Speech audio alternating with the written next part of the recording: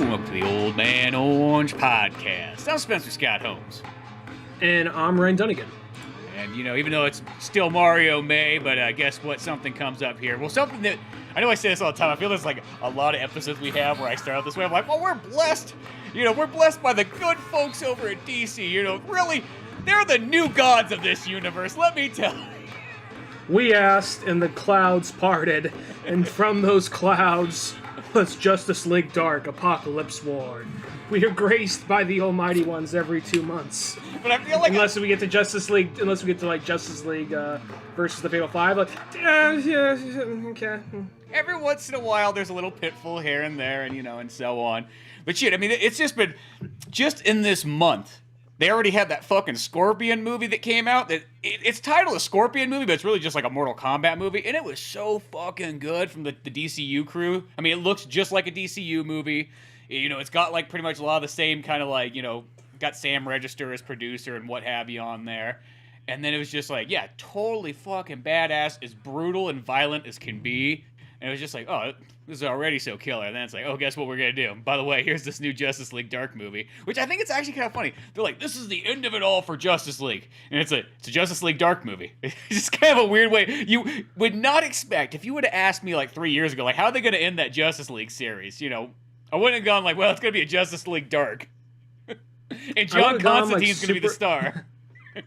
I would have gone Justice League normal or like Superman or something Batman. like that, but I guess you could call this I guess, all right, let's put it in perspective. I guess there's Justice League Dark, what the comics are, which is still a rotating team. Right now, Wonder Woman's part of that team, and among other characters, and, you know, Detective Chimp for some reason, and Zatanna, and John Constantine, Swamp Thing. And then you also have, like, the movie version, which the movie version was more pulling from the New 52 version of Justice League Dark, but they changed some things around.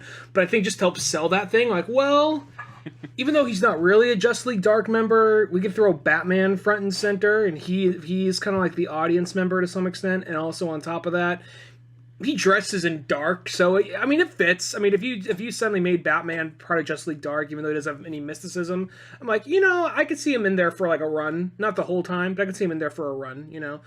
And then so for this, when you have, okay, what characters do you have from Dark? You have, well, Swamp Thing for a scene, Zatanna.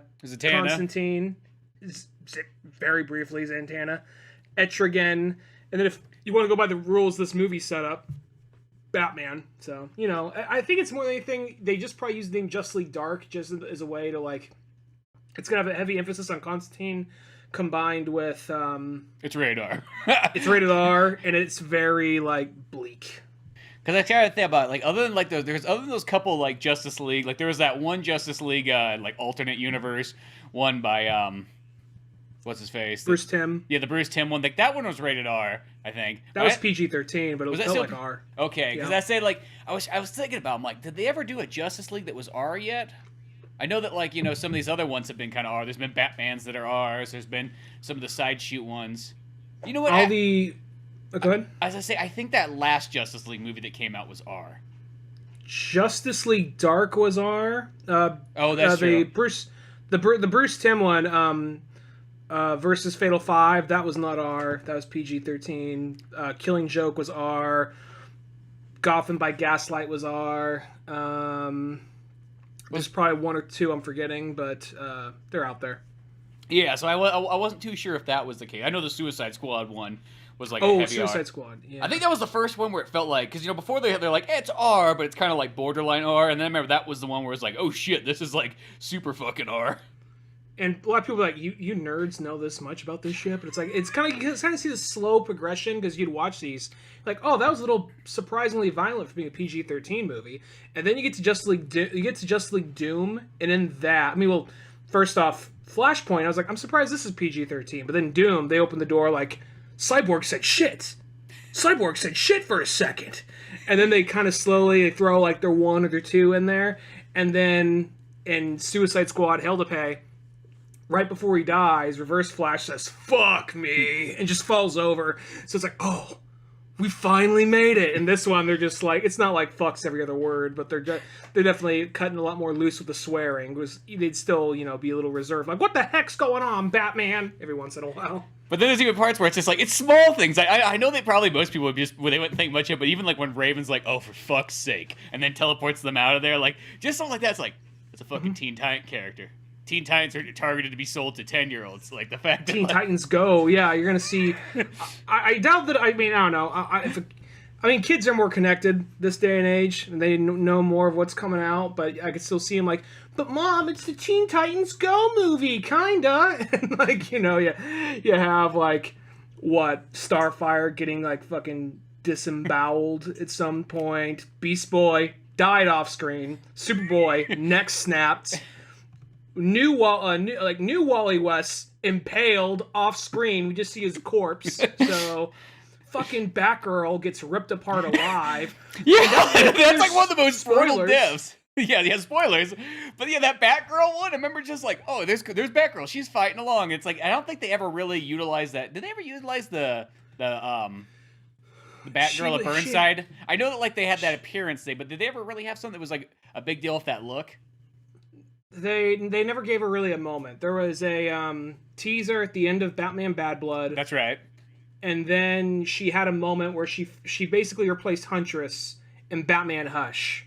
So she had one or two scenes. She kind of like fought Catwoman for a second, got Batman back to the cave. Like, all right, good, get the fuck out of here till like the third act. So that's right. Okay, there she was there. But just in this one, with just like 6 Parademons just fucking jump on her and like just start tearing at her like a bunch of fucking like dogs going to town like on a bird that got its wing broken. And it's not like as bad as just like they crowd around her and you hear her scream. You see blood flap. You see her arm like fling off. Like Jesus Christ, So I'll say this. I know we just kind of spoiled some shit for people. Sorry. Yes, spoiler ahead. We're gonna talk about this like you already saw it, and now you're having a conversation, fucking driving home with your buddy. Well, I guess you wouldn't be driving home because I don't know where you're driving home from watching this movie in the theaters. Remember those days when they used to show these in the theaters? There was like that split moment where they're like, we're going to do a couple DCUs. Like, I remember they did that with, I think it was Killing Joke. And I was like, fuck yeah. And then that just lasted all of like a movie or two, and then I never saw that happen again. Yeah, I'd have like 2 movies or something like that.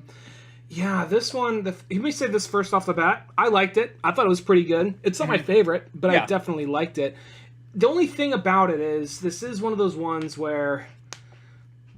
the connected movies in the DCEU, or the connected animated movies, those ones, there are those ones that were like really good, but we just and I get it, you don't need the whole history of everybody, but there are ones that were really good, and then there are ones like, oh, that was fun, that was cool, I liked it, I wasn't blown away, but I liked it. And the thing about it is, regardless of that, you still see there's some characters you get a little glimpse of. Like, we get a glimpse of Batgirl. We get a glimpse of this character over here. We get a glimpse of that character over there. But even after all, like, this has been going on almost 10 years. Not 10 years, but the connected ones have almost been 10 years. I think so, because I think Flashpoint was like 10 or 11. Yeah. So from there, once they start to, you saw Superman die and come back, and you saw all these characters go through something at some point. And then you watch this one, and then you see, like, Aquaman doesn't even get a line. Green Lantern gets a line, and you know what I mean? So all these can... Guy Gardner just gets a pass by. He's fucking dead from something. Yeah, like, Jon Stewart, Kilowog, like, he gets to fight him for a second before he gets his neck snapped, So it's one of those things where, Kilowog's a character we didn't see up to that point, but still, it's one of those things where, you kind of like, it's a little kind of hard to, it's kind of like, I'm going to say this, it's going to sound bad for a minute. It's a better version of Ultimatum by Marvel. Because Ultimatum, I'm not going to lie, I really like the Ultimate Universe of the Marvel, but Ultimatum was horseshit. Jeff Loeb recently, I'm not sure how recently it was, but around that time, I think, maybe it was a few years behind him, but around that time he lost his son, so maybe he was going through some shit, and they're trying to be edgy and trying to be different. But frickin' Ultimatum was just dog shit, and it was just, the artwork was good, but the writing in it, like, it was just one thing after another. Characters you watched and grew fond of this whole time died, and you're watching this the whole time. You're like, there's been stories in Justice League where they do something, we jump years ahead, everything's fucked, and someone goes back in time to stop it. Mm-hmm. So I'm like, is that going to happen? I'm like, okay. Something like that happens, so who knows, it's going to be all connected, but I get why they did what they did, because by the end it kind of just hits the reset button again, which is something they do in comics already. Yeah, that always feels like the comics, like, shit, our audience got too old, let's fucking restart this real quick. Yeah. Well, even like when even there's that part where you start realizing, Mara, Martian Manhunter, Hawkman, Wonder Woman, they didn't die. They just Wonder Woman gets her fucking arm ripped off early on. Yeah, it's just like one of those ones. I mean, like, they do say that those parademons, not only are they like super enhanced Apokolips parademons, but they're also infused with like kryptonite, or not kryptonite, but with Superman DNA. So they make them, like they're almost like a ton of doomsdays. So it's like, it gives a good reason to why these things, because at first sometimes there's those things when you watch in these kind of movies where all of a sudden, like, here's your heroes who normally, get through all these battles, I mean, not unharmed, but, it's not like that, and all of a sudden they're just getting taken out left and right, just like it's the fucking beginning of, like, Saving Private Ryan. It is kind of the beginning of Saving Private Ryan, and only instead of just nameless soldiers, like, you get, like, remember, like, most of the Teen Titans, like the whole Justice League, and Santana doesn't even have really a moment. She has a moment with John Constantine in bed, then they get up, like, all right, let's go do this.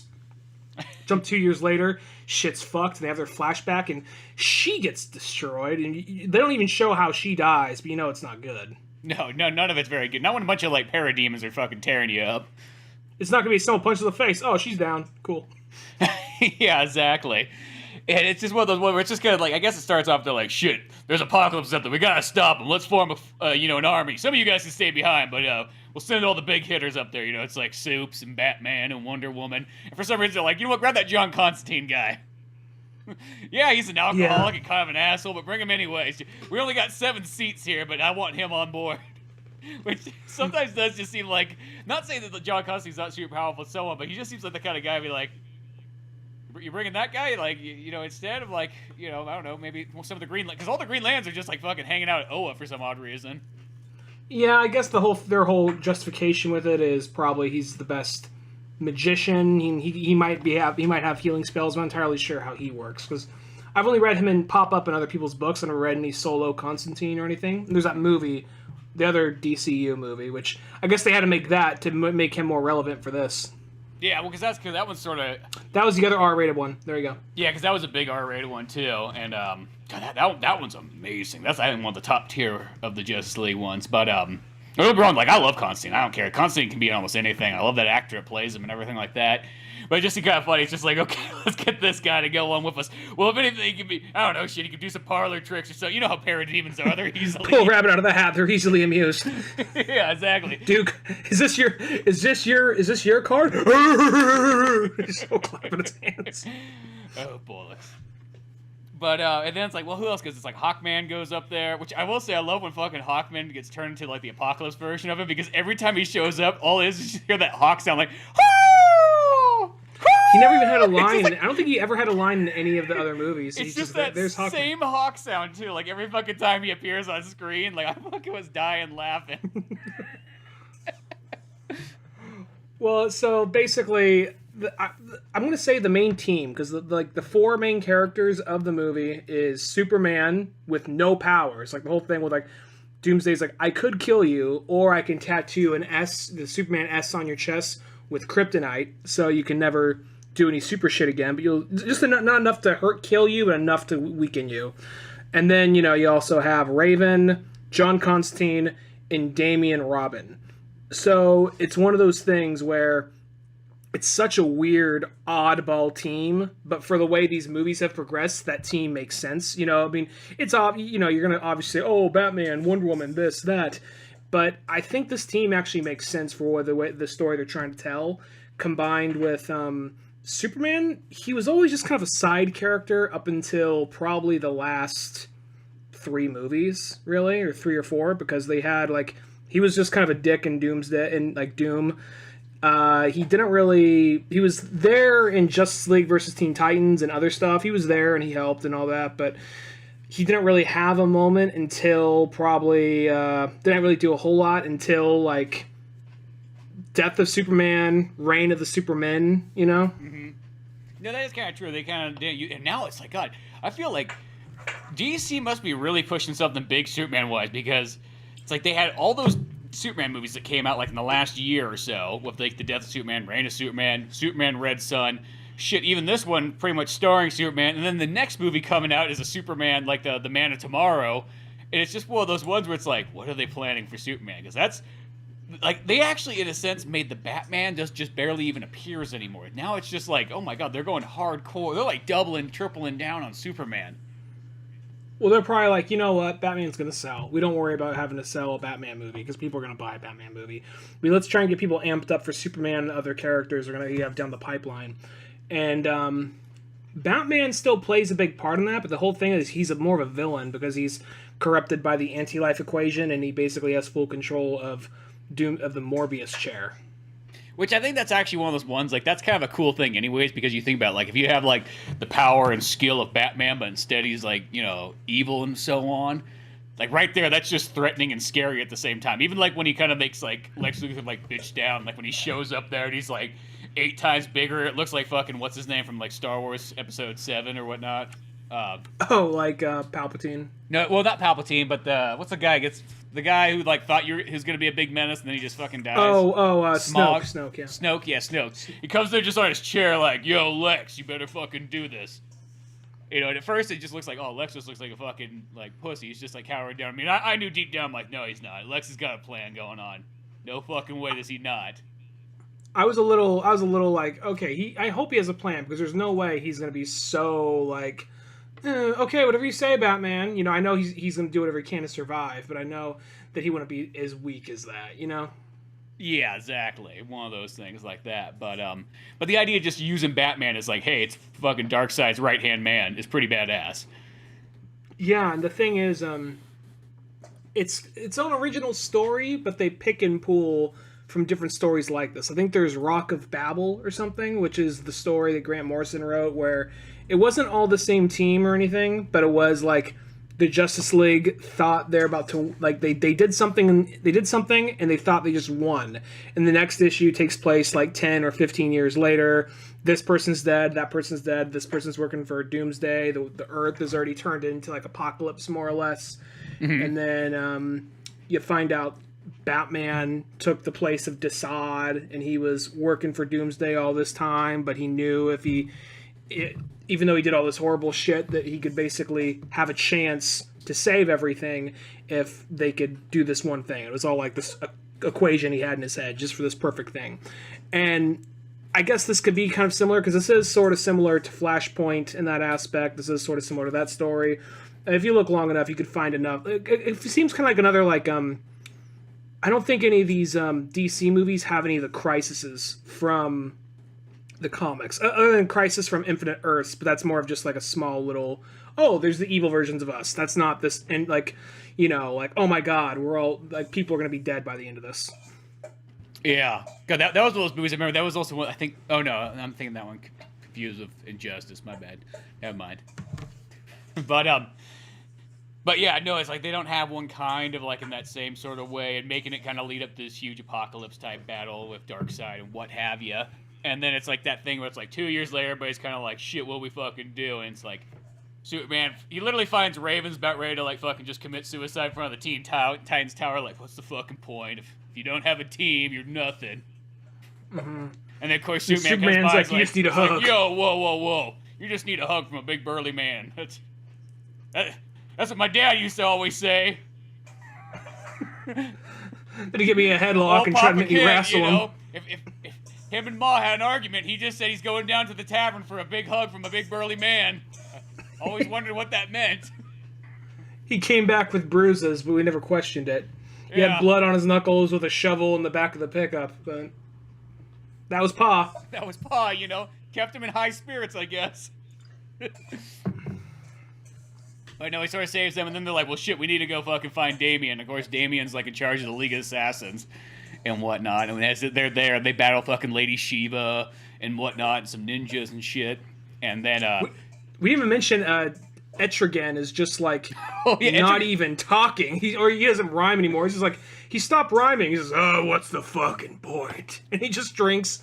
And like people will he'll go along. People will try to fight him, and he fights them off with ease, but not like because he's trying to fight them. They just attack him. He smacks them out of the way. Yeah, I just love how Etrigan's just kind of there. He's like that tag along friend with like fucking Constantine. You know, it's like. You think about that, like, I remember, like, it sounds weird, like, you don't see it nowadays, but it felt like when, like, in high school, remember that there's always be that tag-along person sometimes? Like, you don't really, like, they almost just followed along. It's like, it's not like they really wanted to, like, do whatever you were doing or whatever the group was doing, but they just kind of came anyways. That's what Etrigan's had nowhere else to go. Yeah, just like, I got nowhere else to go, but I got, you know, a bottle of whiskey and a, you know, a leg of a turkey, and I'm set. Fucking... Yeah, and from there they're like, all right, well, we also need to get John Constantine because he's the one who could find Damien, so that's the whole reason they go to him. And for some reason they're like, why did Constantine run away like a puss in that final battle? And then later it comes the reason why later down the line. But then as they're going and getting Damien, you find out that every time they go to meet somebody or grab somebody, it all comes out as like more exposition of what happened over here in this battle, what happened in that battle, what happened to this character, what happened to that character. Shazam, you thought he died, but he didn't die. He just now has like a laser leg, and yet parts of the Green Lantern Corps are still around, but Hal's dead. I was glad to see Steel for a second, but yeah. I knew it wasn't gonna last. Well, I mean, I will say, like, in a sense, like, I do give this movie totally credit for, like, it does have a lot of fucking background characters, at least throwing a punch or something. I mean, maybe it's not the most exciting thing. It's not like, oh, shit, I kind of wish Steel was going to be one of the main characters. But at least the fact that, like, hey, he's there for a moment. Like, why not? That's pretty sweet. Yeah.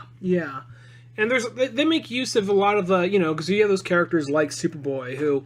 He was big in one or two movies, but we never really saw him again. Same thing with, like, Corey, Starfire, and Raven. So it's like one of those things like, okay, all right, cool. They're bringing them back. Or I guess you'd say of the two Teen Titan movies, the two main characters were mainly Raven and Damien, really. Yeah, that's sort of how they kind of focused on a lot more than anybody else. Mm-hmm. Well, and Nightwing was just tragic. Yeah, well, Nightwing gets, like, impaled, and, like, Damien's like, fuck it, I'm taking him back. I'm just gonna throw him in the Lazarus pit. I know Dad said it's fucking dangerous, but fuck it.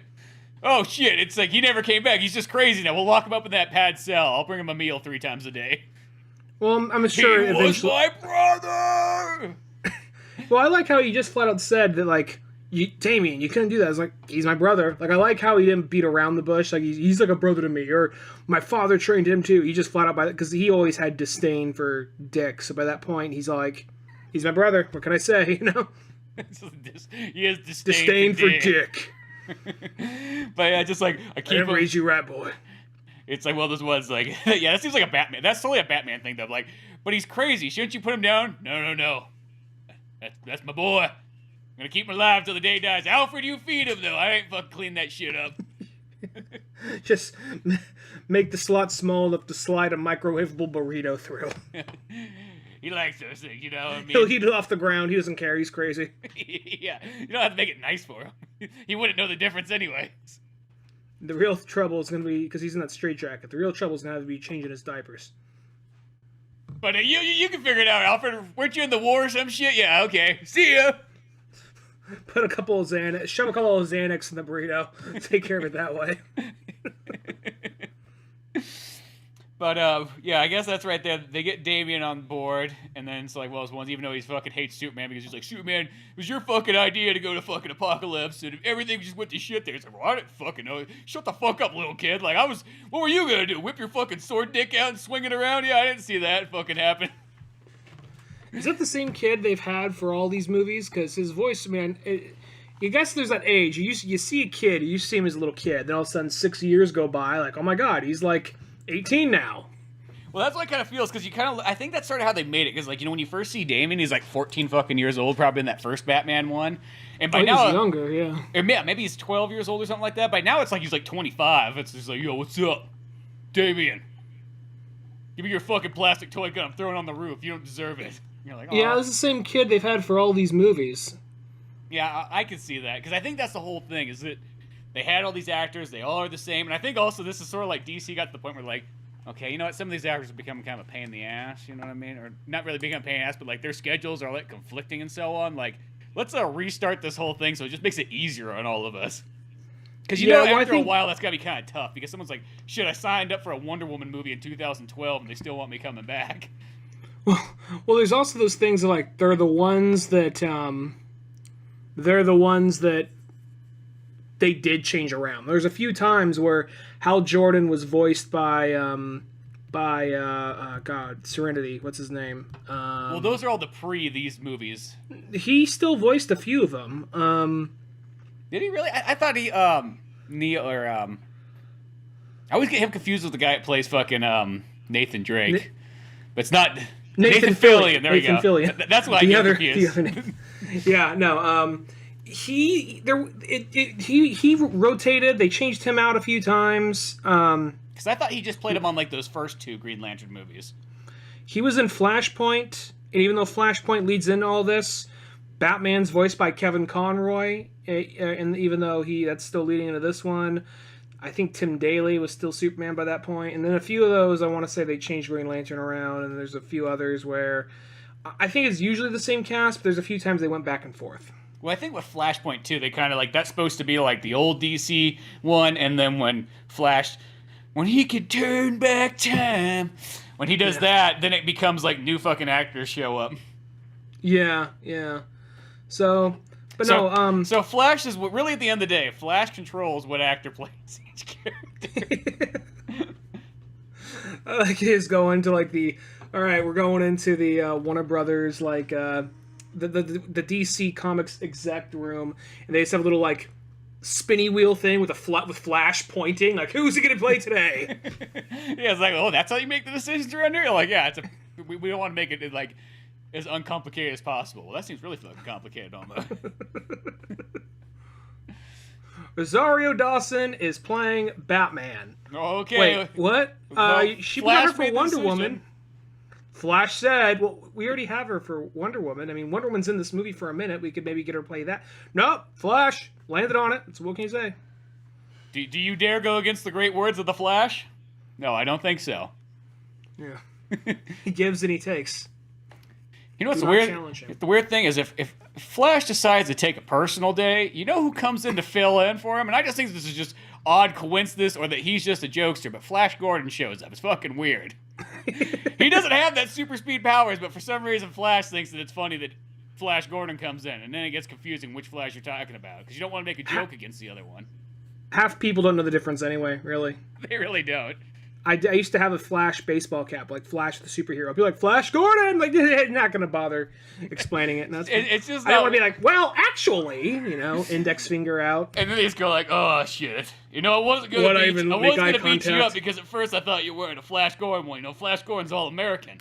Plays football and shit. But now that you bring up this fucking speedster bullshit, K-Rod. This is what it's turning into. Well, he's actually a police officer because he works for the crime scene investigation. Nerd! Bam. Don't you see us, me boy? I just love how, only one movie cop I like, and his name's John McClane. I just love how, Flash Gordon's, totally okay by these guys. Like, oh, Flash Gordon, though. Yeah, but that's, in a weird fucking sci-fi mystical world. Yeah, but he fucking played football. Stop there. That's all he takes. I don't need to know anything more than that. That's how I know I can trust him saving the universe. I was watching Team America again, and I forgot how funny that movie is, but there's also other things like just the small throwaway things, like the head of their team, it's just like star quarterback of some small ass town in Nebraska. Like, that was good enough. There's the guy who's always starting shit with Gary. It's just like, oh yeah, he was the best martial artist Minneapolis had to offer. Everyone they can get. Yeah, just no questioning it. Makes it sound high and mighty, and then you start thinking about it, like, wait a second. But shit, where are we at now? We're at they get Damien and whatnot. Who else do they get after that? Well, is this when they go to the Suicide Squad next? Because I was it's like, oh yeah, we need to get the fucking B and C list team. Well, that was cool because the Suicide Squad, it wasn't just like, oh, because the Suicide Squad's a rotating roster of 5 to 7 characters.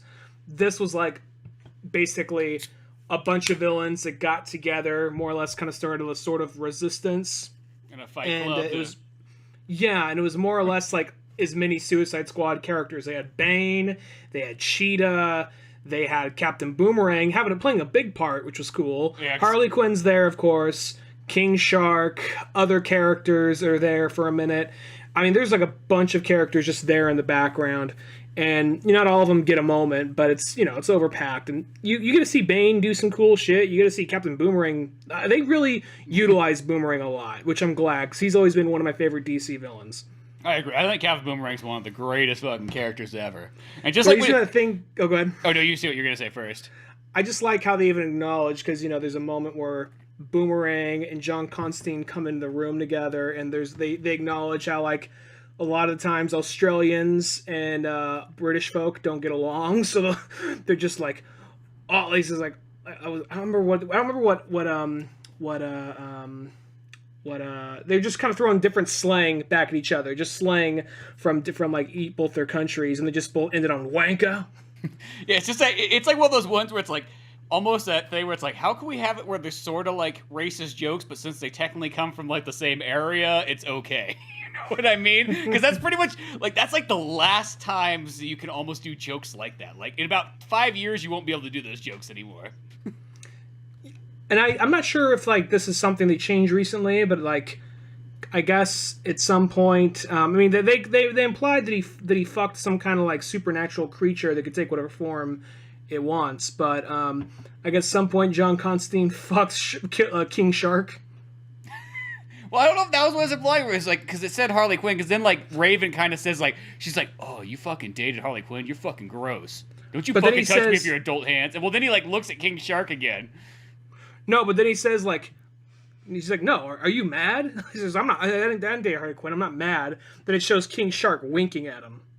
Yeah, well, I was confused by that part, because I'm like, well, wait a second, what the fuck? I was like, is this like a different version of? Is this not King Shark? Is this like a spin-off character? I don't know, like Queen Shark? Oh no, it's King Shark. Okay. Can we, you know how we get those weird cut flashbacks that shows what kind of happened? I know that most people would probably be like, why are you showing this? But can we just have a flashback of what happened there? I could see, if you dabble in like mysticism and you're able to, and you probably have like, orgies in the fifth dimension, just in your own head, just to come back and save dimension. Yeah, and I imagine that fucking a humanoid shark is probably not that big of a deal. Yeah, I don't know. Maybe it's one of those ones. I will say, I like the way that they kind of dressed Harley Quinn in this one. I felt like they gave her like the total like middle of the road, like between like classic Harley Quinn and kind of like new Harley Quinn. So it feels like, there you go. Like, you know what I mean? Like, we won't piss anybody off, I guess. Like, it is in a good way. Ground. It's that middle ground, yeah. I really like the Harley Quinn show on DC Universe, the streaming app, because she's written perfectly in that. She has some of that bouncy attitude, but she's still like funny and clever enough, and she's more akin to, because when like she just runs in the room, like in Batman the Animated Series, she would have some of that kind of like, hello Batman, hello Puddin'. She'd have some of that shit. But it wouldn't be all that when you had other episodes that opened up more on her, where that show does a good job of balancing her out. And this one, for the DC Universe movies for a while, she was just like a sex symbol with like the personality of a coked out 14-year-old. And now it's like, this one's like, okay, they found that balance. Yeah, I mean, she still is kind of like used as kind of like a goofball character in this one. Like, she literally is just like a lot of times like cartwheeling in, just like saying gibberish, going along with fucking like, fucking jabberjaw there and so on.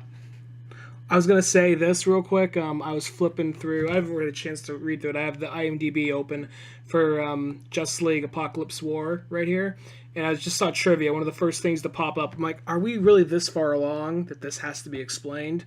It says, which one was it? Oh, I can't find it. Basically, it just said, like, when she said, "What's up, Doc?" or "IT a putty cat," or something like that, it's like, she's referencing Looney Tunes, which is also ran by Warner Brothers. It's like, it says, like, are we that fucking far along that we got to remind people of that? What the fuck, So then it's like 49 out of 76 people found this interesting. Yeah. But I do like how that's like someone looking to reach. That's like, I feel like that's the kid in the class who like somebody already made their point and he's got to raise his hand and be like, but teacher, I have ideas too. It's actually a reference to Looney Tunes. Yeah, whenever like I see that like on the IMDb trivia, it's like, okay, you're just filling up space here. Get the fuck out of here. It's like, you know what I mean? Like, Jesus Christ. You know, one of those things. But I do like how this kind of battle opens up. Whatever, where they got Lois Lane fighting Harley Quinn, just like in a underground fight club. Yeah, that part was pretty cool, and I like how it was just kind of, all right, if you want to get the respect, you have to beat them. And I like how they made Lois Lane play a big part in this one. And even that end where, I mean, this one does go for some emotional scenes, definitely does. Mm-hmm. And, you know, there's the obvious ones where you just see people die, and that just seems more of like, when you see, like, Aquaman die for a second, or you see some of these other characters die, it's more of like, oh, man, that sucks. But there are other moments where it's like, oh, that is genuinely sad. And there's the part where, when it leads to, because Raven constantly has to push back Trigon from breaking out, and out of that, I'm not sure if it ever happened in the comics, but a fight that I never thought of with Trigon versus Doomsday, or not Doomsday, Darkseid. That's a fight I never thought of. But I'm like, all right. That's actually a pretty cool idea. And at some point, because the whole thing is Superman, he's, even though he has no powers, he's still basically being a tactician and just being like fighting however he can. And once they actually get back to Apokolips and try to go up against Darkseid, and the part of the thing is like, if we can get Batman out of Darkseid's army, we'll have a fighting chance again, because Batman's one of the greatest tacticians there is. So, well, that's where they get Lex Luthor, and you realize that Lex Luthor's been kind of like, he's been sending Lois Lane all the extra information this whole time. Yeah, and that's also why they get Damian to go back and get him. So, and I like how Luthor, when they go, before they go to the Apokolips, Luthor has all these like Kryptonian weapons. Now, like, Superman's even wearing a kryptonite suit. He says, like, Luthor's just bragging about all the specs on it. Like, yeah, impressive. It was something you made to kill my husband. He says, I was working through some shit. Yeah, just like all this kind of stuff in there and whatnot. And then it's kind of like, from that point, it's like, okay, we're forming up fucking teams, you know? We got our Suicide Squad, you know, which just has, like, you know, a copious amount of members in it now. Obviously, none of them were worthy enough to go on that first fucking mission. That's, I feel like, they were literally, like, the fucking bench warmers. They were probably, like, well, heroes only for this. Like, well, I guess this is all we got now, right? There's somehow, some way Joker fucking died. I don't know how he fucking died in all this, but... shit, something happened there. You like, know what? Did fucking Batman fucking pull him out of his pocket like fucking Peach when she pulls Toad out and holds him out in front for a second? Well, here's the thing. I like Joker. He's one of the best villains in comics, but I see him so much. This is one of those cases, and he never played that big of a part in the DC animated universe, or this version of the DC animated universe. He never played that big of a part. The only movie he was really in, I think, was Batman Hush, and he was just there to get the shit kicked out of him, play a role for Hush's, or the Riddler's plan. So it's one of those things where he never really played that big of a part in this particular universe. Oh yeah, well no, I'm not saying anything like that. I'm just saying it's just kind of, it's odd. You just don't expect them to just be like, oh yeah, by the way, fucking Joker's dead. Like, that just doesn't seem like something that, like, people would normally do, because most of the time it's like, whenever they get a moment to use the Joker, oh boy, will they fucking run with it. Yeah, they definitely will, but at the same time, I could also see them being like, you know what, let's give everyone who's, because really, who's been, I mean, they didn't give Doomsday a moment, Deadshot a moment, but they gave Raven a moment, they gave Superman a moment, they gave Batman a moment, Wonder Woman a moment, Damian, Harley Quinn, and Captain Boomerang, which represent the Suicide Squad movies. So it was kind of one of those things, like, they went down the list and they gave a lot of characters moments. So if you just like have Joker just passing by, and I almost think he's too chaotic and too crazy to really work with somebody. Like, he thinks the idea of the Apokolips is being fun. He probably likes the idea of that. He'll probably find it funny. So you probably couldn't take him on a mission. You have to probably write against his character in order for him to in order for them to get any progress. Oh yeah. No, I wasn't thinking of him being like a character. Just I was just talking about just like how the fucking just like yeah, he fucking died. Don't question it. Yeah, don't fucking question it. Yeah, he's fucking God. You know what I mean? Steel had more of a moment than Joker. Yeah. Fucking Batwoman had more of a moment than Joker. Go figure. And for a moment, when I was like, when they showed them all fighting, and you saw just one parademon swoop down and get Batwoman, just I'm like, oh, she's probably fine. And then you see the other characters just get ripped apart. I'm like, oh, so that means that was probably her dying right there. Okay. Yeah, exactly. Like one of those things and whatnot. But it's kind of cool they form up like that kind of fat team. Like, so you got your kind of main roster of like Superman and Constantine and Raven and Damian and kind of Lex even, I guess. Well, can't remember if Lex stays behind. But then you got the Suicide Squad team, and then they're like, well, shit, there's a third like pillar we got to go fucking stop because they got these things all on Earth that are just, you know, the fucking speedway for fucking between Apokolips and Earth and whatnot. And then I like how Kazi's like, I got somebody I can go get. And he goes just fucking like wakes up Swamp Thing like fucking like kicking the ground like, you know, rubbing like some grass around me like, hey, get the fuck up here. And then, you know, Swamp Thing pops up just be like, oh, fuck you, Constantine, I fucking hate your guts. Be like, yeah, whatever. But guess what? I know you're happy that like half the humans are dead. He's like, yeah, fuck the humans. Fucking hate the humans. Yeah, I get it. The humans are dead. Here's the thing though. What's gonna happen when there's no more humans left and it's just these things? What? Like, yeah, you've been sitting here fucking right next to this machine this whole time and you didn't realize that this thing is a problem? Like, I don't know. I started doing my shopping there, you know? It's they got low prices. I know there's different I know Swamp Thing's a character has been around since the 70s, so there's probably been different variations of him. But he's never... He's at some point, like, you know, been kind of like... Yeah, the human, you know, I think more Alan Moore's Swamp Thing is a little bit more of like, yeah, the humans will pay for their sins or whatever, but at the same time, he's never really been like, so like, oh, what? Oh, you can't trick me into that. But I think that's the thing. Anytime you like have a big ensemble cast, you just amplify that one character's, you know, attributes, which is like a fucking human's always like throwing like recycling in the normal trash and then like, you know, plastic in the compost, you know. So I feel like that this was them just trying to like really amplify that and, you know, just to make all the characters stand out more. But he has a cool moment. I was just glad to see Swamp Thing. Well, yeah, that's how I feel too. Well, I think that's the whole thing. It's just like we just need to get fucking Swamp Thing activated. That's really it at the end of the day. Get him activated, let him fucking start impaling some fucking people with, you know, trees and branches and vines and shit.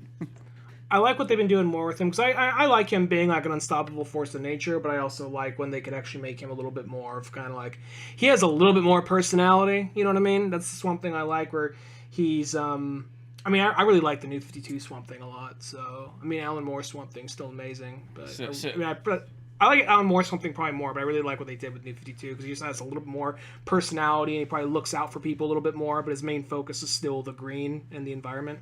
So you want like the side episode where Swamp Thing has to go get a driver's license because fucking Chi-Chi doesn't want to walk home carrying the groceries anymore. Well, I wasn't saying that, but I mean... If that was like the next DCU movie, they'd be like, oh shit, it's a Swamp Thing one. What's it about? Well, he's trying to get his driver's license back in. He didn't have one before? Well, he expired. Abby doesn't want to... Yeah, Abby doesn't want to... She's afraid of all the shit she gets for, you know, fucking a plant, so he has to do the grocery shopping now. Don't mind me. Just learning here. Is this organic? It's like, well, that was not the Swamp Thing movie I was expecting. But, it's like, I prefer Trader Joe's, but Whole Foods is closer. I don't like their prices, though. Yeah. Swamp Thing likes a bargain. I also like funny Hawaiian shirts. Just a thing. It's my new character gimmick. But, helps me blend in. Yeah, exactly. I'm one of you. It's just like, look, I'm in People magazine. Like, Swamp Thing, he does things like you do. Oh, except for taking a shit behind the grocery store. That was a little weird, but we thought we'd. It's okay though. He said it's okay. It's gonna blossom into like a 300-foot redwood. Yeah. You know, the store owner wasn't very happy when he heard this. That's where Swamp Thing just then, like, shot a vine to the guy's head, walked out like, okay, day is done. Yeah, it's like He's still like the bouncing out. T-1000. He's having trouble bouncing out. Like, when's a good time to kill? When's not? Yeah. He's trying. I guess after that point, they kind of destroy all those fucking, like, you know, Apokolips fucking, like, speedways and whatnot. They're like, shit, let's go to Apokolips again, try this a second time. You know what I mean? And then when they show up there, then all of a sudden it's like fucking Hawkeye, fucking comes flying down with fucking, you see all, like, the Apokolips versions of, like, Wonder Woman and Mira and Aquaman and even fucking Martian Aquaman's dead. You didn't even see Aquaman. Oh, yeah, I guess you don't see Aquaman. No, you see Martian Manhunter, and he comes over on, like, fucking, like, the insect fucking legs, like he's almost like, Myra has, like, a snake tail or something, and I assume the Furies were going to be in there, but they're like, oh, these are the new Furies. Yeah, I think that's, I guess, what they're kind of going with, because that's every single time I would see something like that, I was like, oh, and it's like, oh, no, they're just going to do the thing where, it's always going to be kind of like, hey, here's a Justice League member that's been, you know, conformed. Yeah, so it does that thing where, and Starfire was there, and that's right, yeah, Starfire. It was a weird mix match team that he basically turned into the Furies.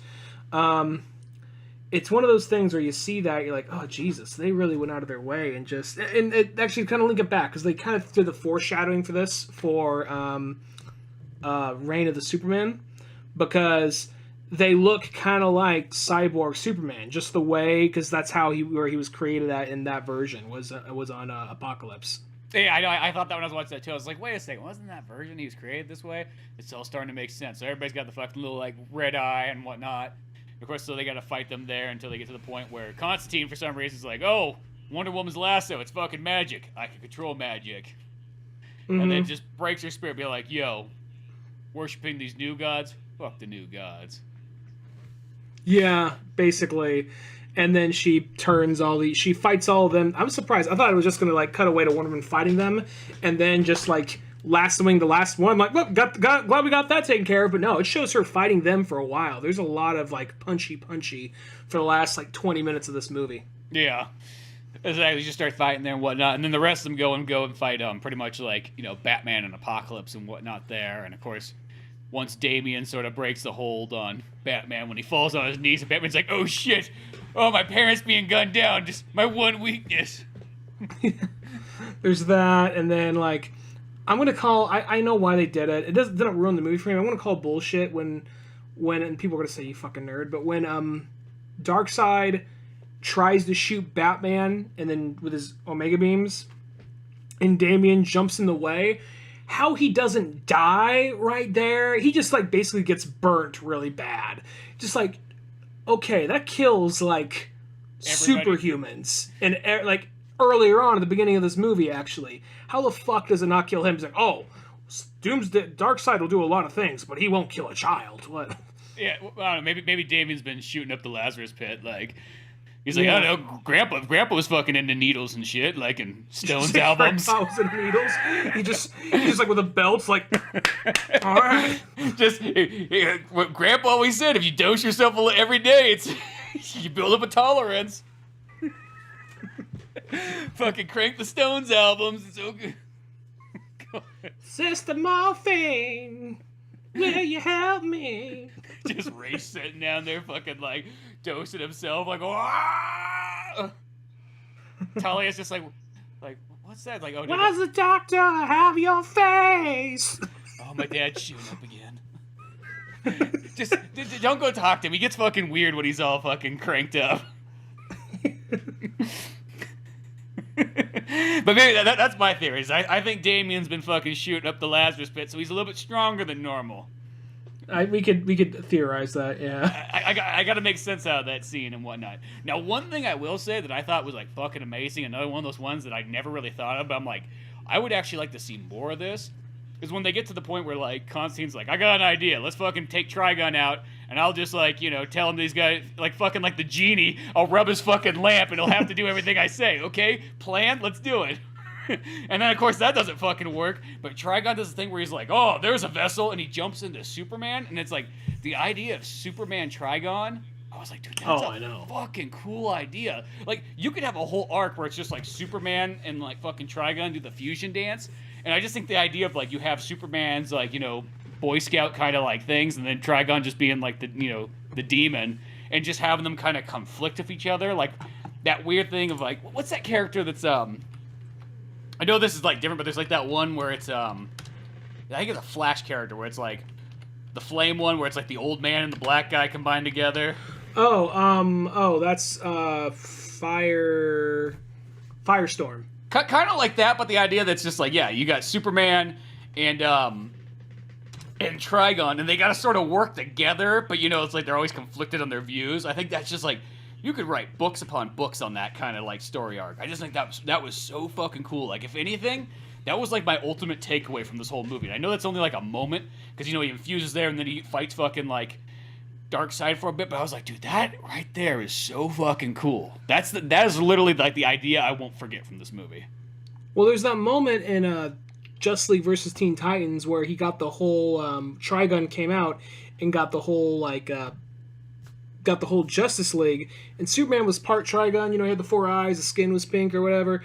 But then this one, it just like it goes the full distance. So if he's got the horns, he gets he already had the beard, but his beard turns more evil. He has like a flaming cape and shit. Yeah, I just think if you did it and it was like a 50-50 blend, where like they almost kind of had like conflicting personalities, almost like a Deadpool inside them, and then just like having to work with them, like, oh, that would be so badass. But whatever, he's kind of fighting there, which gives us like some cool scenes and whatnot.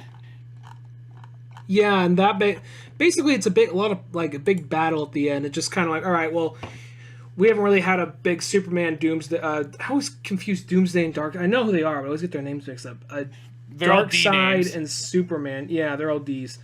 Superman and Darkseid just punching each other for a while. With him is Trigon. They eventually pull then like Trigon's like, you know what? I'm not listening to you, fucking John Constantine. Just snaps his neck right there. I'm like, oh fuck, they just do him like that? Okay. and then from there, they have a big battle, and then they separate. They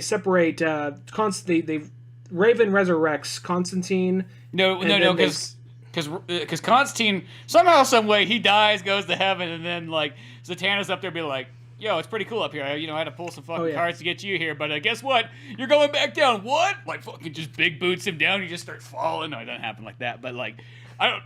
Zatanna just has some fucking Jesus magic up there or something like that. Like, I can't remember. Like, yeah. Well, she said she pulled a few strings and she's something. That's the thing about Destiny. You just can't help it sometimes. Said something like that. But then she also said that he didn't run away because he was scared. He ran away because she put a spell on him that he didn't know about. Like, she says something to him at the beginning of the movie, like the very first thing, like says something, and you're like, wait, what? And he's like, I love you. Like, oh yeah, I love you too, cool. And you find out that, oh, that was a spell that if shit went bad and she said it, he'd run off the other direction. So, and that was a plan that she and Batman came up with in case things were going to shit. So Batman's like, all right, look, if things start to go bad, give him the puss out spell. People are going to think he's a fucking pussy, but it might pay out in the long run. It's just like what John Constantine just probably goes like, for 2 fucking years, everybody thought I was the biggest fucking pussy. I couldn't go anywhere. I couldn't show my face. What kind of fucking spell was that? You could at least give me a forewarning to it. Well, I think, yeah, the whole thing was... Like, it's been terrible. You think I know you died and it was kind of instantaneous, but I had to fucking live with this shite. I thought people would tell me about cyberbullying, and I thought it sounded like a bunch of shit, but after the last 2 years, I get it. It really hurts my feelings. Yeah, and everybody just goes, oh, fucking Constantine just fucking can't even swing his own dick on Apokolips, I guess. There was a meme about me. What does that mean, even? Can't even swing his own fucking dick. Yeah, okay, look, I just gotta make this quick. Jesus isn't looking, so let's make this happen real quick. Yeah, you go back, fucking Destiny and some fucking Chinese bullshit, you're out of here. What? Bye. And then he comes back and somehow, even fucking, there's like fucking, forgot to mention, but Cyborg's there and he's like infusing a fucking wall. Remember Laura came by, she's like, oh, a Cyborg? I'm like, yeah, he's a fucking wall. Well, they also do this thing where he's like, he got taken down. He's basically the program or the mainframe for Darkseid. And I like how for a minute he's just really robotic. And then he says, like, oh, okay, there's still some magic in there. Like, it's all technology-based. Like, yeah, well, it's different kind of... It's this technology that borders between magic and science, so let's see what I can do here. He's like, can you do it? Like a test that I didn't study for, but I know how to cheat. I also like, I guess it's like almost like Darkseid just sort of used a lot of these Justice League members. He's like, hey, you know what? Fucking utility companies are coming down hard on me. You know what? I'm gonna get some of this free fucking juice going. Okay, here's the thing. We're changing the whole mainframe. We're changing it over to this, cyborg guy. That's what we're doing. Fuse him into the fucking wall. Not paying any of these fucking companies. No way is fucking IBM getting him any more of my money. This is it. Fucking done of it. Okay, electric company, I ain't paying fucking shit. I'm gonna get that Flash boy to go up there and just keep running. Like that part when they come in, they find the Flash, and he's just up there, just running, fucking wide mouth, like he's been running for fucking 2 fucking years. He's like all kind of like skinny and shit. Like he looks like those guys that like cross the Antarctic in 6 months or whatever the fuck they do, and they come back and they're like grandmotherly and whatnot. Like the Flash is just running, and then like Superman runs over, he's like, no, and fucking stops the treadmill. Well, there's also that part where that kind of reminded me of Dark Knight Strikes Again. Yeah, because remember the government treadmill. Yeah, the government had Flash for He's like got a the few little years. Shorts on. Yeah. And then they have I remember that part more than he's like, Flash had those weird shorts on. Yeah, it was a weird jogging outfit. Well, that's not even the one that like he was initially running for the government. That was the one like Batman, like, yo, I just broke you out. Here's your new outfit. I love how he's like, he was literally running for the government. Yeah. But I just love, like, I don't know what it was, but I just saw Flash around that treadmill. I was just like, just started laughing. So I don't know. But just like Darkseid's like, this is fucking great. I haven't paid a fucking bill in 2 years for the electric company. I told him to fuck off. They take my running boy? Oh, those motherfuckers. Don't you dare take my free electricity. That's his most prized possession. Yeah, exactly. Don't take the robot wall or the running boy. I almost wish Flash was just in a giant like hamster wheel and just like almost like a hamster cage, just to make it even they fucking little, like have Granny Goodness thing. like fucking like taking care of him and so on in there too. Why not? I'm guessing. I was surprised I didn't see Granny Goodness or the rest of the Furies, but I'm guessing they probably died in that battle or something. But they had those little water drip things coming down for the Flash to drink. Just like runs over to it and then keeps going, keeps running, just like. For a minute, then like when they have as it continues on though, as they have that battle and Superman separates from Trigon, and Trigon like basically removes the kryptonite from him, so he becomes Superman again. He says, "While I'm at it, let me give you your suit back too. I know I tried to kill you and all your friends a minute ago, but whatever. I want to kill this Darkseid." Well, they have that thing where like, because now Batman's back because once he realized that, he's like, he gets this message from Lois Lane, and he's just like, and she's like, "Hey, could you program this message to Supes and just let him know what's going on?" And he's like, "Yeah, here you go, Cyborg, fucking do this." And then all of a sudden it pops up, and it's like, "Oh yeah, Superman, by the way, there's nothing we can fucking do. The shield's coming down. I don't know why you left me with the fucking Suicide Squad. Just fucking saying. Okay, dead." Okay, dead. That scene actually was really legitimately sad. It is a really sad one and so on, but then it makes Superman just like, in a sense, he, like, because of force and control, splits from Trigon, and somehow, some way, costume comes back. It would have been better if he just came out just fucking naked. It's like shit, this is the last one we're doing. Just have the fucking super cock hanging and just, like, he fights fucking Darkseid bare-ass naked. He just doesn't shoot laser from his eyes. just saying. I'm gonna save it to you. Wait till it's done, animated, and to the point where you're like, "Don't fucking change it now. We already spent too much money on it." I'm gonna say it might be an unpopular opinion, and I don't really.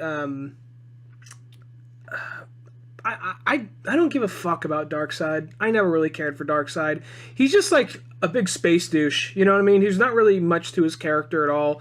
He stands with his arms behind his back, just like contemplating shit, like brooding in the darkness. I never liked that character. So I was okay. So, I mean, I don't mind when they put him into a movie or anything, but I mean, even when Thanos was coming into Marvel, I'm like, what are they going to do with him? He's just the Darkseid ripoff. Like, oh, they found something for him. That's cool.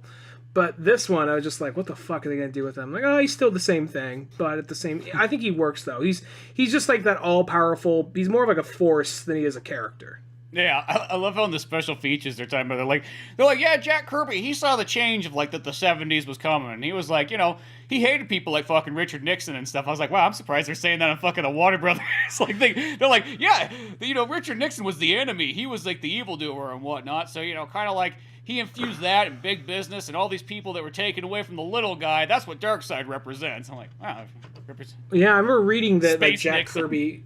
I remember reading Jack Kirby hated Nixon, and that was his main inspiration for the character. Yeah. Which that was surprising hearing that at that time. Well, I mean, not at the time. I wasn't there for it at the time. But reading back, like, oh, really? That far back? Okay. I just thought it was funny, like, in the special features, because a lot of times they always have that when a movie pops up, they're like, yo, whatever they fucking say in the commentary, that does not represent Warner Brothers. You know what I mean? Like every movie's so fucking defensive. Like, we really do not trust that...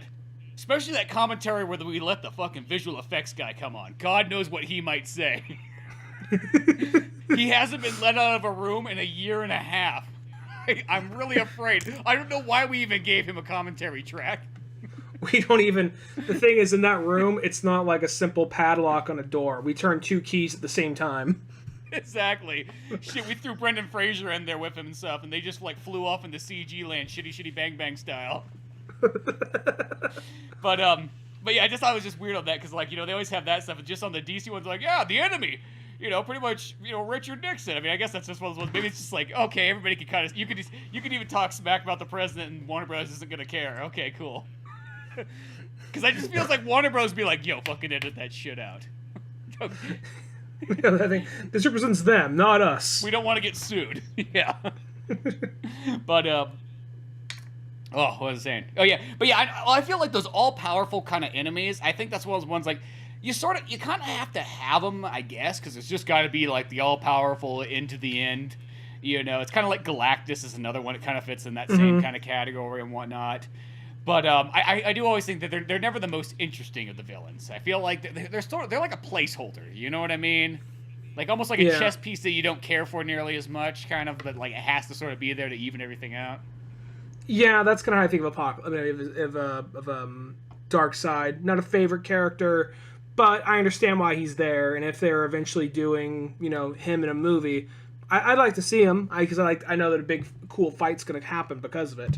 I'll say that this movie, as it goes on, and then because at some point he was talking shit to Trigon, and Trigon's like, that motherfuckers, and they separate. Trigon's like, I'll hold him back, I'm gonna skull fuck this bitch, and that's where from there on in they end up getting out of there at the last moment. Sacrifice is like, booyah bitch, and blows up the planet, and that's where they're on a rock at actually Titan's tower back on Earth. Well, and they're like, wait, God, now I just drew a blank totally on that list. There was something that happened right before then. Now I don't know why I just spaced out, but shit. Well, there's just a lot of battle and stuff happening. The characters that walk out of that whole fight on Apokolips are Batman, Damian, Raven, Constantine, Superman, and Flash. And from there, they're like, all right, well, what are we going to do? Because we may have stopped him, but realistically, he took so much of the world's resources and so much of the things that make the planet rotate that we're gonna be dead within like 20 years. So it's futile. What do we do? And that's where like John just looks over at Flash like, you know what you got to do, mate. You're the running boy. I will say, I thought something that was kind of neat, but this goes kind of back a little bit, is when fucking Damien's there fucking burnt to the crisp and whatnot, like Raven uses her power, and when she fucking heals him, she turns into her old costume. I thought that was kind of neat. It didn't make any sense, but I thought it was kind of cool. I was like, oh, finally, because I always think that white Raven costume that you see like in the 70s and 80s, I think it's always a neat looking one. You just don't, they just like never brought that back. That is a cool one. I think it's one of those things that maybe because she was separate from her dad now, so she wasn't as haggard, so maybe she was dark clothing because she was so focused all the time or whatever, It's like Final Fantasy IV when fucking like Cecil like stops being the Dark Knight and he turns into like the Paladin and he gets like the white fucking armor and he loses that really fucking good attack that he had. That's all I remember. Like the whole time, I'm like it's supposed to be like he's better, but he's worse almost. I feel. I mean, granted, in the long run, it kind of comes around, but he had like that one. There's an attack he fucking had that was great when he was a Dark Knight that just goes away, and you're like, that's fucking stupid. Yeah, but I'll take your word on that one. Yeah, she has her old costume and whatnot, and even like that part where fucking like Trigon's like fighting Darkseid and whatnot. And does like Cyborg like send him to like the Phantom Zone or something like that? Is that what happens? Because he puts up this big old square screen looking thing, and then all of a sudden like the planet gets sucked into it, and they all get sort of sucked into it. I don't remember. I think I'm not sure it's the Phantom Zone. They don't mention it by the Phantom Zone, but I just kind of wonder if that's what it sort of was. I thought it was like some black hole or something, or maybe the Source Wall. I know the Source Wall is where all the Doomsdays or Darksides come from. That's the thing that's an irritant with Darkseid, because they come up with this convoluted story device where Darkseid himself is from like this very dark, like evil corner of the galaxy. So, and he basically goes in and spreads to other universes all over existence, and basically if one dies, another one always just pops back in. So that always gives an excuse for there to be a dark side there. So can you imagine going through all that shit just for a few months later, like, I'm back, like, oh, god damn it. That's why I wondered if, like, maybe if you lock him in the Phantom Zone, you know what I mean, as long as I don't break free, like... Well, even then there's the one that's gonna come back. That's true. If you use those fucking stupid multiple like dimensions and Earths and so on, or maybe it's like only if we die. I don't know. Yeah, it gets confusing, but you know. Regardless, by the end they decide like, you know what, we gotta hit the restart button on this and move towards an optimistic future. It does the whole thing where there's a white light coming towards everybody, and it just like, and it ends, and that's the end of. I'll say this. Even though I liked it, I kind of wish, even though I know that this is like not gone as long as like say something like Marvel or MCU, I kind of wanted to see something more akin to like Endgame, not a 3-hour movie, but like something a little bit more of like, you guys did a lot of shit, even though a few of you died, here's a little happy ending for you guys, you know what I mean? I wish it was something more like that rather than let's hit the restart button again, you know?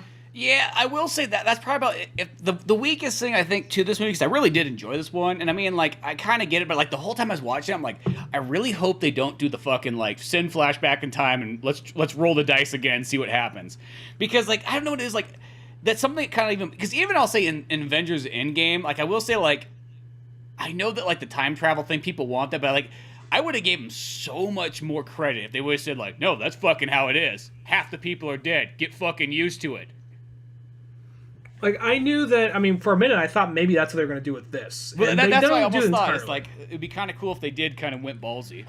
I don't really want them to, though, because there's characters you see, that can be ballsy, but still ballsy doesn't always equal, like, a good story, not all the time, because, you know, Aquaman was technically the main character of one of the movies a few back, and then suddenly dies unceremoniously within the first 5 minutes. Well, what I'm saying is this one, it's like, this is supposed to be the end anyways, like... Why don't you just say, like, yo, this is just shit fucking happened. Like, this is just the world we live in, and we're gonna get fucking used to it. And, like, instead of just doing the thing, like, no, just send the running boy back. Like, it's almost like, well, it's like, maybe Damian doesn't want to fucking change. Maybe, you know, it's like, it's that kind of thing. Like, I feel like if you're a superhero, you should be able to take these tragedies, like, pretty darn well. You shouldn't have, like, that thing where it's like, oh, you know what, fucking... I know that there's that PS2 reset button. You know, Flash, if you can run fast enough and find it, just press that. Like... I think it would be kind of cool just to see, like, them go, like, you know what, we're going to have to live. Like, yeah, this kind of was shit, but here's the thing. There's going to be a future. You know what I mean? Like, let's fucking put it together. Like, and shit, if we have to get off this planet, we're fucking superheroes. We got fucking Lex Luthor still. Let's go fuck, or maybe, I don't know if we... No, he's dead. He died with Lois Lane and the rest of the Suicide Squad. That's right, he died. Well, if, fuck it. Like, Batman's like, we don't need fucking Lex Luthor. I've been waiting for him to say... Yeah, we got fucking me. Like, shit, we're going to be fucking living in a space colony next. It's going to be like Aliens. You guys ever seen that movie? It's fucking sick. I don't know. I kind of like, I mean, I think depending on the story, I think if you're doing like a standalone story, like here's a what if of where a bunch of characters die, kind of like Batman Last Night on Earth or Dark Knight Returns or Old Man Logan. If you're doing a what if story, I think that's fine. You know, this character died off screen, whatever. But if you're doing one where you've been following the characters for all this time and then they suddenly just die, like it's no big deal, that's where it's like, oh, come on, guys. But I'm actually glad they hit the reset button, because that means I don't think they're going to be all connected, but they are coming back one way or the other. And that's just a way to fit it in narratively for the comics, for a reason for them to reboot it. Yeah, well, I mean, I get that part. Like, there's a reason why they're doing it, but, like, I almost just feel like I'm not saying that you're going to keep continuing the story. I just think just the idea of just being like, no, this is just fucking how it ends, and we will rebuild. Like, almost if it left off like on that, I guess that kind of leaves it open to like people expect an ending. I think by hitting the reset button, you instantly just say like, yeah, we're just re-fucking starring it, get fucking over it. You know what I mean? But I still think there'd be something kind of cool to say about like, let's just go on, because I think you could just write all kinds of cool stories, even if you. I mean, I know they're not continuing it, but even if you want to. You could write them like with like, it doesn't have to be like a dystopian future. It's just a future where like shit happened at one point and we're still trekking on, and I don't know. Sometimes I feel it sounds weird, but there's always that thing where like, I think when you have too many of these movies that have like it can all be done with magic and time travel and all that kind of stuff. Sometimes it gets to the point where it's like, maybe at some point you need to teach the fucking kids that, you know what, Billy, shit fucking happens, and just because you go back and save one John Connor doesn't mean it's gonna fucking happen. Maybe you should just fucking fight the Terminators today and stop trying to find out how to fucking write history. Because sometimes it's the only thing about time travel movies. It's like it feels like they're focused so much more on trying to like go back and fix things instead of just being like, how about you just fix the problem today? I still have not seen the new Terminator just because I mean, that's not the only reason, but I'm just like, wait, they killed John Connor in the first 10 minutes or whatever, and I'm like, that's fucking stupid. It's one of those things, just fucking stupid. I don't know. I'll see it eventually. I'll watch it, but it's still good, but it's like one of those things. I think that's the downfall of every Terminator movie has always been like that kind of like thing, like they're 2 steps forward, 1 step back, almost kind of, or maybe it's almost even the other way around. It's 1 step forward, 2 steps back. Yeah, and I'm not looking to start a whole other segment. I'm just the whole thing. I just move forward. You still have some time travel shit in there, but just the whole thing of it, like, we always got to stop the war. We're always trying to prevent the war. Like, clearly the war is going to fucking happen one way or the other, because you guys these things keep on sending shit back to kill you over and over and over. And then, like, the one movie where they do go back, where they are in the future, that's no longer part of it for some reason. They just keep on rebooting it constantly. Like, every movie is a new reboot to this point. It's just getting to the point where some of them are good, some of them aren't, but it's getting ridiculous to the point of like, all right, this is going on too fucking long.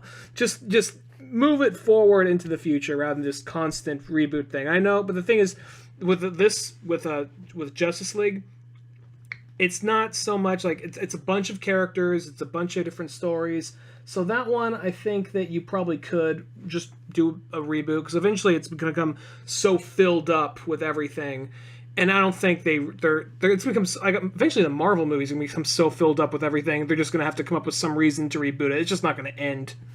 Well, yeah, no, production-wise, I get that totally. I'm just saying solid, singular story-wise. Mm-hmm. I think it would be kind of cool just to say, hey, because I mean, like that is really, I know that like Terminator is kind of a side spin-off, but I think what kind of has been the sort of almost kind of like the bummer of that series is somebody, like, it's like a producer comes in and goes like, well, it's Terminator, so you have to have time travel and you have to have a cat and mouse chase, and I almost just feel fuck those two things. That's just a part of Terminator, but that isn't exactly Terminator. You know what I mean? Like, you could take that out of the equation and have a completely fine Terminator movie, and that'd be fine, And I just think more it's just the thing. It's just like, I don't know what it is. I think I'm getting tired of part of like movies where it's just like the fix things. We're just gonna restart time. I almost feel like. I don't know. I feel like that's almost like not really the greatest life lesson, is like, in a sense. And it sounds weird to have like a moral at the end of the day, but like, I am one of those kind of people, like, that's why I've always liked something like South Park. Is South Park, though, even though it might have weird fucking shit and so on, there's always like almost like a moral. Like, there's a take-home message.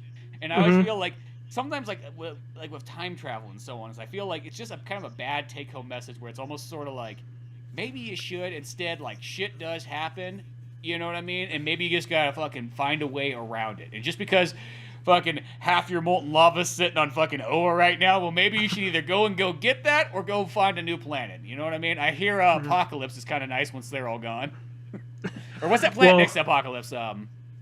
Well, the New Gods planet or whatever. Yeah, I guess that probably got sucked in there too. Which I'll say this, I actually didn't watch the on this. I didn't watch the I didn't have a chance to watch the Adam Strange short. Oh, dude, it's fucking good. I mean, I don't know a whole lot about Adam Strange, but dude, those shorts, they've been fucking killing it at it and whatnot. I need to watch that one still. I have one Adam Strange comic from the 90s where it's at that point where it's like, this happy-go-lucky character? It's super dark.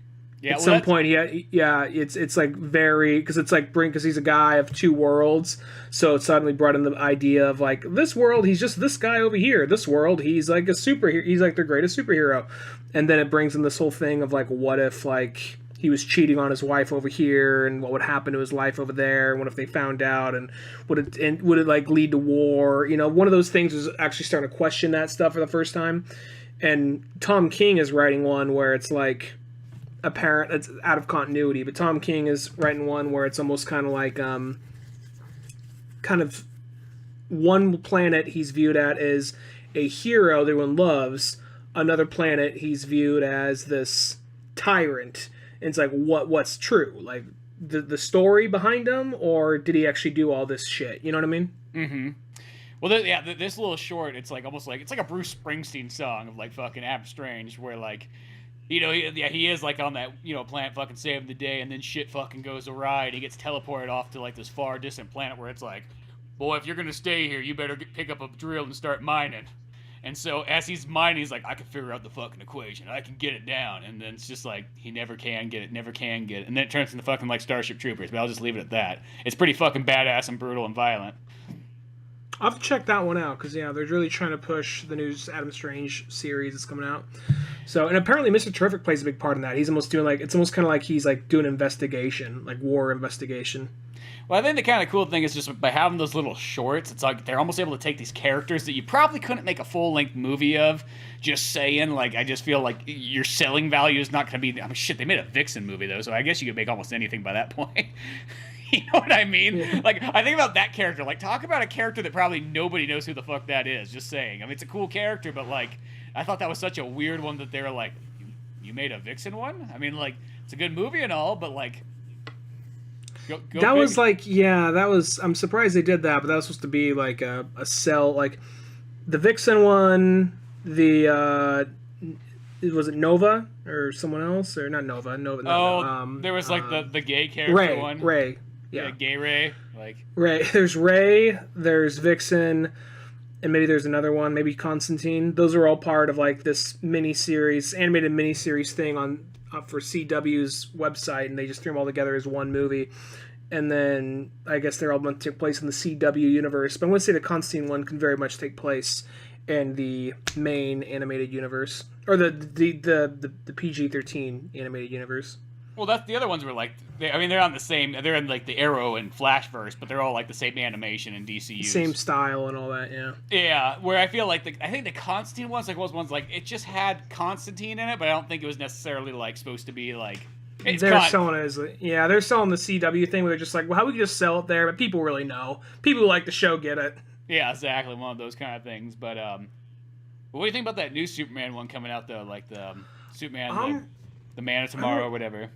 I'm really looking forward to that. I know it's another Superman origin story, but it looks like it's still being true to Superman. And Parasite's a character I always thought was kind of cool. So, I mean, there's never really anything too deep to him, but I always thought he was an interesting, cool-looking character. So, and, it looks like they're trying to put a different spin on the whole Superman origin thing, but without it being too, like, without it doing, like, retreading too much ground, but still staying true to the character. Yeah. I think it's cool to bring it in Martian Manhunter, because that actually happened in one of the books where he was helping oversee him as a kid and kind of helped guide him, depending on which version. Because, it's one of those things, like, I kind of have, this is going to sound weird for a second, like a little off topic. I have, like, my section of my comic book shelf. I have Superman. And, like, the end of the Batman section, there's kind of like, okay, alternate versions of Batman. Like Dark Knight Returns, Gotham by Gaslight, parallel alternate reality stories kind of at the end of the timeline. Mm-hmm. Superman, it's almost kind of like, okay, there's maybe 2 or 3 of those at the end of the main continuity, but then there's like a big chunk of just retellings of his origin. You know what I mean? There's so many of those. And I'll say that even though that's a bit overdone, this one still looks good. The animation style looks interesting because it looks like if you just freeze it, it looks like a panel out of a comic book. It's not like to the level of Spider-Verse, but it looks very much like the lines are a lot thicker animation looks kind of different, you know? Yeah, that was like the thing I liked a lot about, like the animation looked really cool in there and so on. And I think this, once again, this is a nice thing that they kind of can break away from, like in a sense, like the DCU kind of when they're doing the extended universe or the continuing movies. Like, I mean, that's cool and all, but I think the downfall of that though is it does kind of pigeonhole you into a certain style.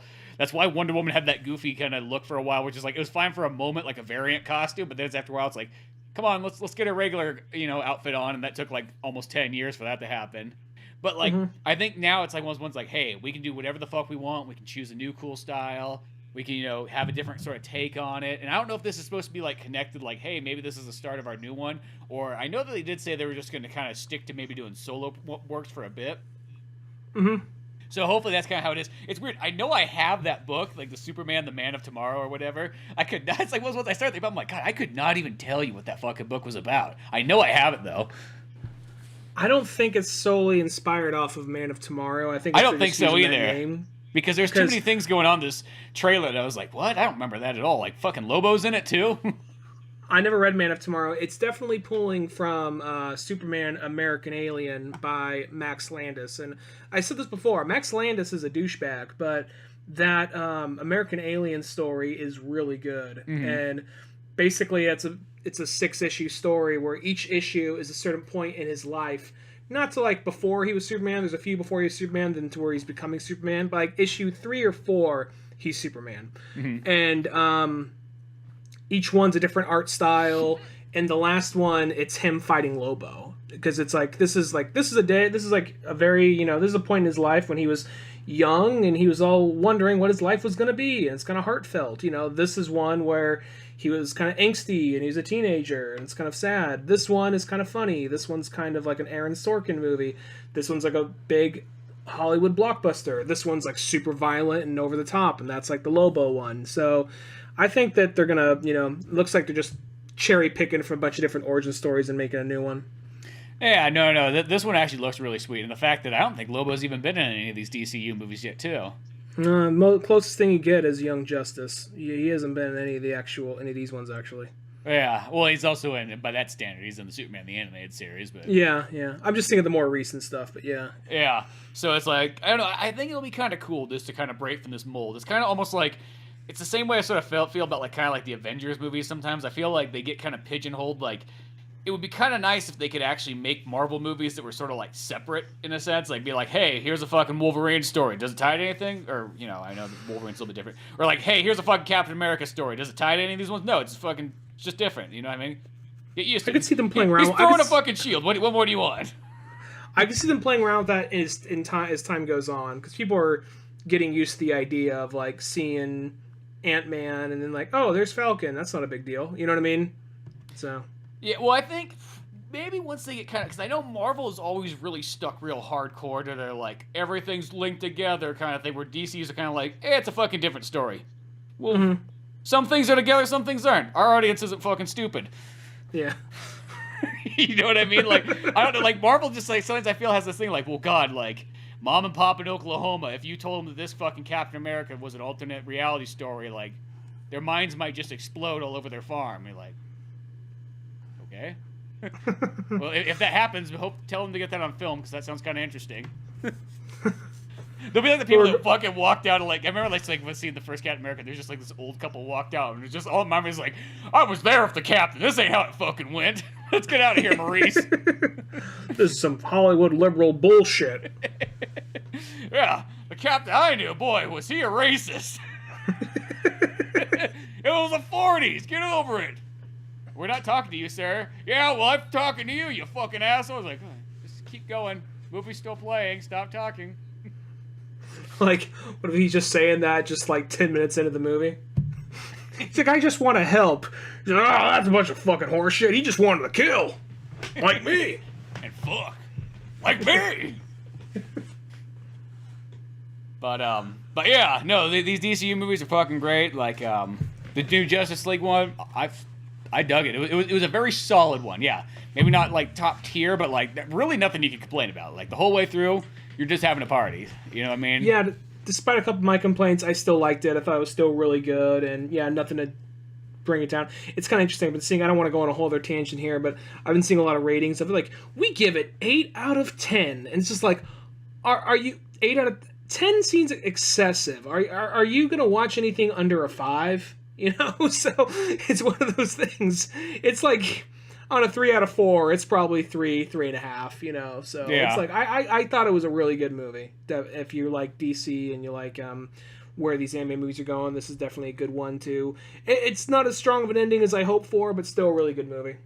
Yeah, that's how it kind of feels. Like it's still really good.